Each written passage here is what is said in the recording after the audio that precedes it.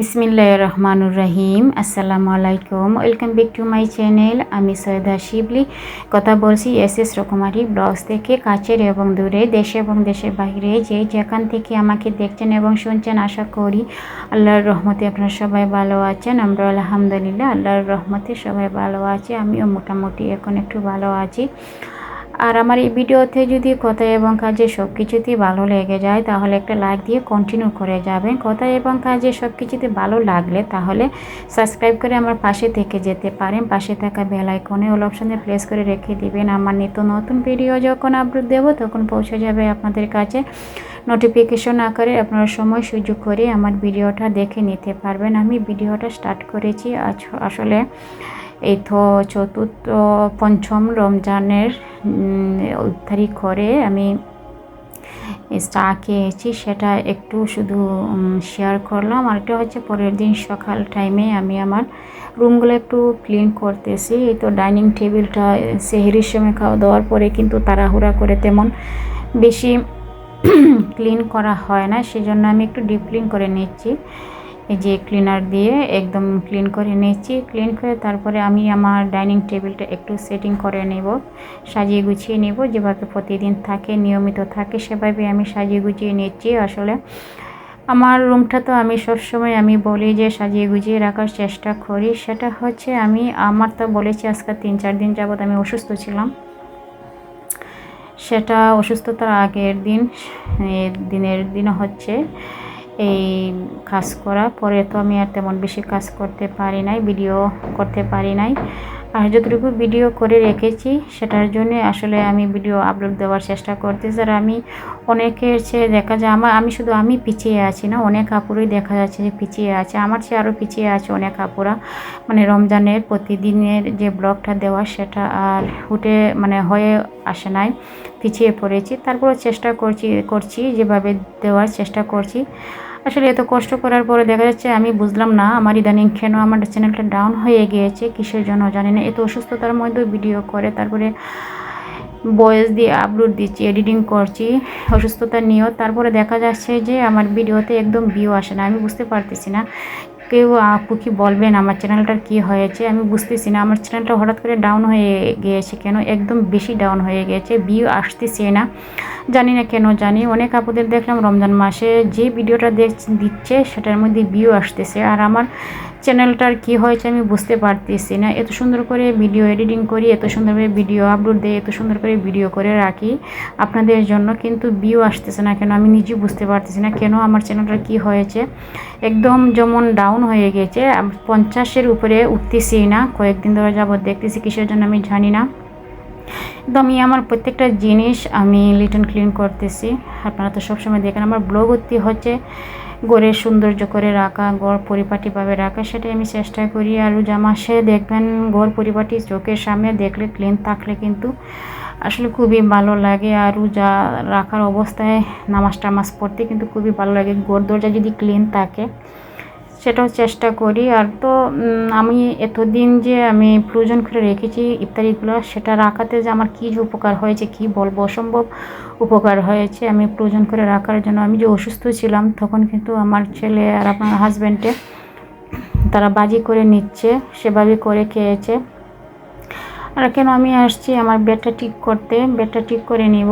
এলোমেলো হয়ে এসেছে, তেমন এলোমেলো হয় না, এটার মধ্যে তো আমরা নিজে থাকি, সেই জন্য এত মনে এলোমেলো হয় না। ছেলেদের বেডটা একটু এলোমেলো হয়ে থাকে, আর সেটা একটু ঠিক করে নিলেই হয়। বেডটা ঠিক করে নিচ্ছি। আসলে এই রমজানের জন্যই আমার বেডশিটগুলো নেওয়া হয়েছিল হোয়াইট কালারের মধ্যে, নতুবা আপনাদের ভাইয়া কিন্তু হোয়াইট কালার বেডশিট তেমন বেশি পছন্দ করে না, আর আমার কিন্তু খুবই পছন্দ হোয়াইট কালার।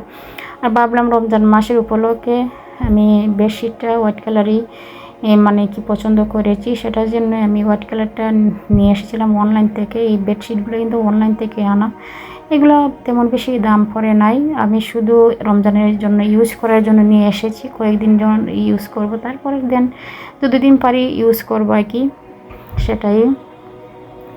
তো আমি আমার বেডটা ঠিক করে নিয়েছি, বেডটা ঠিক করে নিয়ে তারপরে রান্নাতে চলে যাব।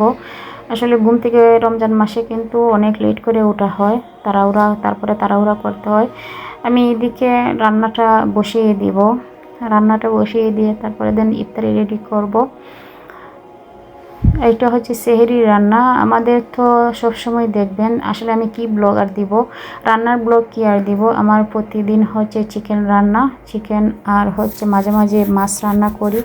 আর সবজি বলতে তো কোনো কিছুই খাওয়া হয় না। রমজান মাসে সবজি রান্না কি হয়, আমার ছেলেরা তো খাই না, আমি নিজেই খাইতে পারি না রমজান মাসে সেহরির সময়।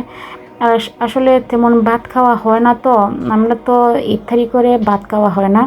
তারপরে সেহরিতে আমি কি করি, 1 প্লেট ভাত নেই, অর্ধেকটা শুধু তরকারি দিয়ে খাই, তারপরে হচ্ছে দই দিয়ে খেয়ে নেই। এই যে আমার হচ্ছে খাবার। আমার ছেলেরাও সেম একই অবস্থা। আর আপনাদের ভাইয়া সে কী করে, চিকেনটা যদি পছন্দ করে, তারপরে তেমন পছন্দ করে না, সরি, হালকা পাতলা খায়। তারপরে হচ্ছে তার দুধ কলা থাকলে আর কোনো কিছুই লাগে না। আর বিন্নি ভাত পাক করি প্রতিদিন আমি সেহরির সময়, বিন্নি ভাতটা পাক করে নেই। বিন্নি ভাত দিয়ে আপনাদের ভাইয়া দুধ কলা দিয়ে, তার খুবই ফেভারিট একটা খাবার, সেটা খেয়ে নেয়। আর কোনো কিছু লাগে না। আসলে আমরা হামুড়ি কোনো কিছু রান্না করব খাবো, আসলে এই ধরনের মানুষ না আমার ছেলেরাও না। তারা একটা রান্না থাকলে, আর তাদের একটা চিকেন থাকলে হয়। আর আমার রমজান মাসে আমারও একটা চিকেন থাকলে হয়। আর রমজান ছাড়া তো আপনারা আমার ব্লগে দেখছেন ডাল সবজি আর একটা তরকারি থাকলে হয়। এত হামুড়ি যে একটা 10টা 12টা তরকারি থাকতে হবে, 5টা তরকারি থাকতে হবে, আসলে এগুলো হচ্ছে অযথা অপচয় করা। আমরা 1 প্লেট ভাত খেলে আসলে 1 প্লেট ভাতের মধ্যে কতটুকু তরকারি লাগে বলেন তো। আর দেখেন গরুর মাংস যে আমি প্রথম সেহরিতে পাক করেছিলাম, এটা গড়াগড়ি করতেছি, কেউ খাচ্ছে না, তখন আমি কী করলাম, আমি আসলে গরুর মাংস যত পুরাতন হয় আমার খেতে খুবই ভালো লাগে, আমি একদম লাগিয়ে ফেলেছি। তারপরে এখন ফ্রিজে রেখে দিচ্ছি, কেউ খাচ্ছে না। আমি পরবর্তী একদিন বের করে তারপরে খাবো। তো চিকেন রান্না হয়ে গিয়েছে। এদিকে আমি ইফতারি এগুলো বের করে নিয়েছি, ফ্রোজেন করে রেখেছিলাম। লাড্ডু, তারপরে চিকেন লাড্ডু, তারপরে হচ্ছে নাগেট, এগুলো যেগুলো আমি করে রেখেছি 5-6 ধরনের আইটেম বের করে দিয়েছি। আর হচ্ছে চিকেন চপ, এগুলো বের করেছি। এখন আমি পাতলা খিচুড়ি রান্না করব, সেটাই আমি আপনাদের সাথে একটু শেয়ার করতেছি। আর আজকে পাতলা খিচুড়ি রান্না করেছিলাম, সরি, যেদিন আমি ভিডিওটা করেছি সেদিন পাতলা খিচুড়ি রান্না করছিলাম। এটা মনে হয় 6ষ্ঠ দিনের ইফতারি, যেটা আমি শেয়ার করতেছি আপনাদের সাথে। আর এটা এইভাবে খিচুড়িটা রান্না করলে খুবই মজা হয়। পাতলা খিচুড়িটা আসলে সারাদিন রোজা রাখার পরে ভাজা পোড়া না খেয়ে, আগেই যদি প্রথমে যদি আমরা এই যে পাতলা খিচুড়িটা খেয়ে নিই, পেটে যখন পাতলা খিচুড়িটা পড়ে নরম জাতীয়, এই পাতলা খিচুড়িটা পেটের জন্য অনেক উপকারী। সেই জন্য আমি মাঝে মাঝে চেষ্টা করি খিচুড়িটা রান্না করতে। আর খিচুড়ি এভাবে রান্না করলে আসলে খেতে খুবই ভালো লাগে রমজান মাসে। আর এটা আমি প্রায় সময় সকাল টাইমেও করি, সকালে খাওয়া হয় রমজান ছাড়া।